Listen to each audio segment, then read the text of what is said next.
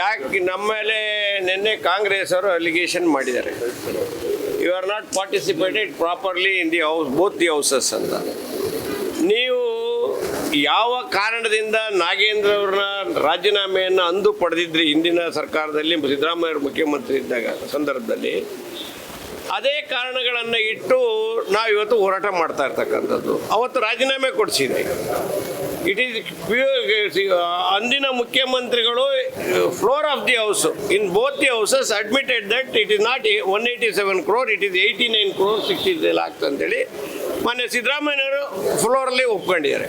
ಒಪ್ಕೊಂಡ್ಮೇಲೆ ಮತ್ತೆ ಚೇಂಜಸ್ ಆಗಿದ್ದಾದ್ರೆ ಏನು nothing changes. Case is pending, still the charge sheet is not filed, same allegation, same crores of rupees ಆಗಿರ್ತಕ್ಕಂಥದ್ರಲ್ಲಿ chief secretary ಪತ್ರ ಬರೆದಿದ್ದಾರೆ ಇದು ರಿಕವರಿ ಮಾಡಬೇಕಂತ.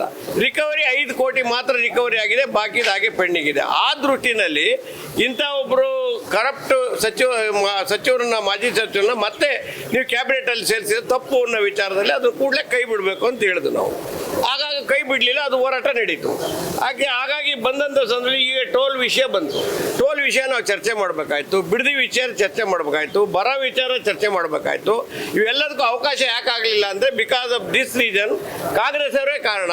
ಮತ್ತು ಜೊತೆಯಲ್ಲಿ ಇನ್ನೂ 4 ದಿನ ಸದನ ನಡಿಬೇಕಾಗಿದ್ದನ್ನು ಅರ್ಧದಲ್ಲೇ ಮುಟುಕು ಮಾಡಿ ಓಡಿ ಹೋಗಿರ್ತಕ್ಕಂಥದ್ದು ಕಾಂಗ್ರೆಸ್ ಅವರ ನಾವು. ಹಾಗಾಗಿ ಇದೆಲ್ಲ ಮಾಡಿರ್ತಕ್ಕಂಥ ಸಂದರ್ಭದಲ್ಲಿ ಈಗ ನೈಸ್ ವಿಚಾರದಲ್ಲಿ court has given clear verdict. It is one of the biggest scandal of our country ಅಂತ ಹೇಳಿದೆ. ವೆರಿ ವರ್ಡ್ ಕೋರ್ಟ್ ಸ್ಕ್ಯಾಂಡಲ್ ಅಂತ ಹೇಳಿರ್ತಕ್ಕಂಥ ಸಂದರ್ಭದಲ್ಲಿ ಇವತ್ತು ಅದನ್ನು ಫೋರ್ತ್ ವಿತ್ತು ಅಲ್ಲಿ ಟೋಲ್ ಕಲೆಕ್ಷನ್ನ ನಿಲ್ಲಿಸಬೇಕು. ಮತ್ತು ಯಾರ್ಯಾರು ಜಮೀನ್ದಾರರು ಪಾಪ ಅವ್ರಿಗೆ ಯಾರಿಗೆ ದುಡ್ಡು ಕೊಟ್ಟಿಲ್ಲ ಆ ದುಡ್ಡನ್ನು ಕೊಡ್ತಕ್ಕಂಥದ್ದು, ಅವರಿಗೆ ನ್ಯಾಯ ಕೊಡ್ತಕ್ಕಂಥದ್ದು ಸರ್ಕಾರದ ಜವಾಬ್ದಾರಿ ಇದೆ. ಆ ಜವಾಬ್ದಾರಿ ಸರಿಯಾಗಿ ನಿರ್ವಹಿಸ್ತಿಲ್ಲ ಅಂತೇಳಿ ಇವತ್ತು ನಾವು ಮಾಡಿಲ್ಲ ಅನ್ನೋ ವಿಚಾರವನ್ನು ಅದನ್ನು ಚೀಫ್ ಸೆಕ್ರೆಟರಿ ಅವ್ರ ಮುಖಾಂತರ ಸರ್ಕಾರ ಅವರೇ ಅಲ್ವಾ ನೀವು ಆ್ಯಕ್ಷನ್ ಮಾಡಬೇಕು. ಈ ಜೊತೆಗೆ ಅವರಿಗೆ ನೀವು SLP ಹಾಕೋಕ್ಕೆಲ್ಲ ಅವಕಾಶ ಮಾಡಿಕೊಟ್ಟು ಎಲ್ಲ ಮಾಡಿಕೊಟ್ಟು ಮಾಡೋದಲ್ಲ, ಕೂಡಲೇ ಅದನ್ನು ನಿಲ್ಲಿಸಬೇಕು ಅಂತ ವಿಚಾರ. ಜೊತೆಯಲ್ಲಿ ಈ ವಿಚಾರವನ್ನು ಚೀಫ್ ಸೆಕ್ರೆಟರಿ ಕೊಟ್ಟಿದ್ದೀವಿ, ಸರ್ಕಾರ ಅವ್ರು ಮಾಡಬೇಕು. ಮಾಡಿ ಮತ್ತೆ 4 ಗಂಟೆಗೆ ನಾವು ಗೌರವಾನ್ವಿತ ರಾಜ್ಯಪಾಲರನ್ನು ಕೂಡ ಭೇಟಿ ಮಾಡೋಕ್ಕೆ ಹೋಗಿದ್ವಿ. ಅಲ್ಲೂ 2 ಕಡೆ ನಮಗೆ ನ್ಯಾಯ ಸಿಗ್ತದೆ ಅಂತೇಳಿ ನಾವು ಭಾವಿಸಿದ್ದೀವಿ. ಸಿಗದೇ ಇದ್ದಂಥ ಸಂದರ್ಭದಲ್ಲಿ ಮುಂದಿನ ದಿನಗಳಲ್ಲಿ ಕೇಂದ್ರ ಸರ್ಕಾರ ಜೊತೆಯಲ್ಲಿ ನಮ್ಮ ಸಚಿವರಾಗಿರ್ತಕ್ಕಂಥ ಕುಮಾರಸ್ವಾಮಿ ಅವರ ನೇತೃತ್ವದಲ್ಲಿ ಡೆಲ್ಲಿನಲ್ಲೂ ಕೂಡ ಈ ಕಾರ್ಯಕ್ರಮವನ್ನು ಕೈಗೆತ್ತಿಕೊಂಡು 100ಕ್ಕೆ 100 ಜನರಿಗೆ ವಿಶೇಷವಾಗಿ ರೈತರಿಗೆ ನ್ಯಾಯ ಕೊಡಿಸ್ತಕ್ಕಂಥ ಕೆಲಸವನ್ನು ಮಾಡಬೇಕು ಅಂತ ಹೊರಟಿದ್ದೀವಿ. ಮುಖ್ಯಮಂತ್ರಿ ಮತ್ತು ಬಿಜೆಪಿ ನಡುವೆ ಮ್ಯಾಚ್ ಫಿಕ್ಸಿಂಗ್ ಆಗಿದೆ. ಬಿಡದಿ ಮತ್ತು ನೈಸ್ ವಿಚಾರ ಸದನ ನೋಡಿ, ನಾವು NDA ಇಲ್ಲಿವರೆಗೆ ಹೋರಾಟ ಮಾಡ್ಕೊಂಡು ಬಂದಿದ್ದೀವಿ. ಅದು ಯತ್ನಾಳದ ವೈಯಕ್ತಿಕವಾದ ಹೇಳಿಕೆ. ಯತ್ನಾಳವ್ರ ಹೇಳಿಕೆ ಯಾವಾಗಲೂ ಕೂಡ ಆ ಥರದ್ದು ಇದ್ದೇ ಇರುತ್ತೆ. ಹಾಗಾಗಿ ಅದಕ್ಕೆ ಹೆಚ್ಚಿನ ಮಹತ್ವ ನಾವು NDA ನಾವು ಕೊಡಕ್ತಾ ಇರ್ತೇವೆ. ಅದಕ್ಕೆಲ್ಲ ಅವ್ರನ್ನೇ ಕೇಳಬೇಕಾಗುತ್ತೆ.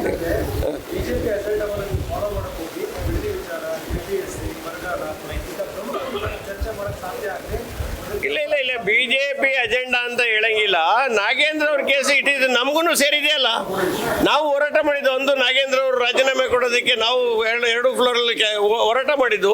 ಆ ಹೋರಾಟ ಮಾಡಿದ ಫಲವಾಗಿ ಅವ್ರು ರಾಜೀನಾಮೆ ಕೊಟ್ಟಂತ ಮತ್ತೆ ಅದೇ ಸಚಿವರನ್ನ ವಾಪಸ್ ಇಂಡಲ್ ಮಾಡಿದ್ರಲ್ಲ ಅನ್ನೋದು 2 ಜನದ್ದು ಒಂದೇ ವಿಚಾರ ಇದೆ. ಅದರಲ್ಲಿ ಅವ್ರ ಅಜೆಂಡಾ ನಮ್ಮ ಅಜೆಂಡಾ ಬೇರೆ ಬೇರೆ ಇಲ್ಲ. ಇಟ್ ಇಸ್ NDA ಅಜೆಂಡಾ, ಇದು pure NDA agenda. Thank you.